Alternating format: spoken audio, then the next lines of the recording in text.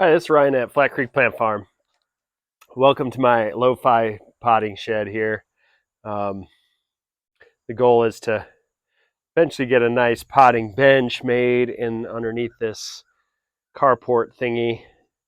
But for now, I've moved it over here, and I've got a catering table and a wheelbarrow, and that'll do the trick. But what I'd like to do now is I've got a few plants that I'm planning on potting up, and I want to show you the root systems and how I go about repotting something, or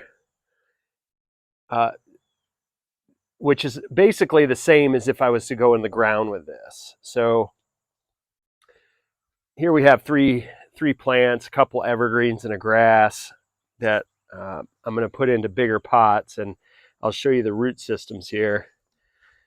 This is a green giant. Now, taking this one out,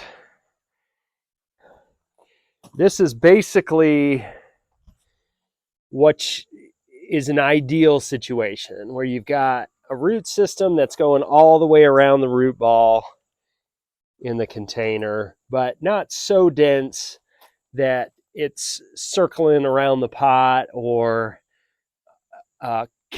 crusted with roots there. So for a plant like this, I would just, use your fingers and lightly jostle that up a little bit. And that's really it. So, and then go right into your hole in the ground or into a larger container.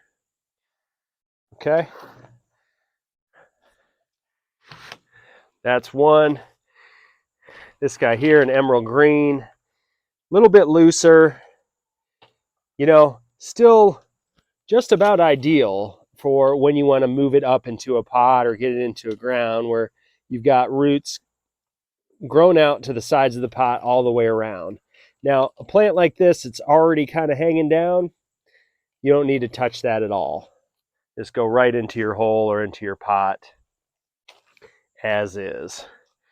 Okay, now we got this grass, and I can tell you already, because I've done some of these, and I should have put them in bigger containers when I was growing out the plugs, but here we have a very pot-bound situation. So this has got,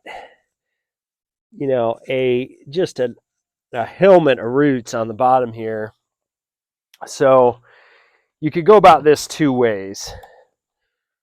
What I mainly like to do with this is to take and cut like an X across the bottom using the shears here. It's hard for me to hold this thing.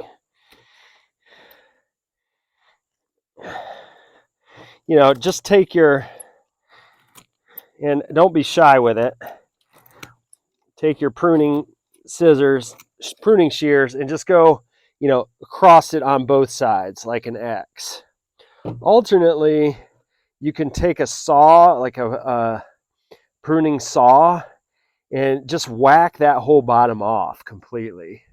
That almost may be the better solution for most people if you're not doing a ton of these, but I always have my shears, so I don't do that as often. It takes a few extra minutes, but that would be probably ideal if you were going right in the ground with it.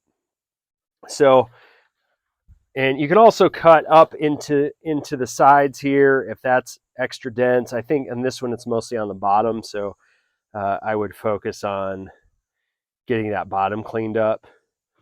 But the point is on these pot-bound material is to don't be shy. Really get those roots broken up.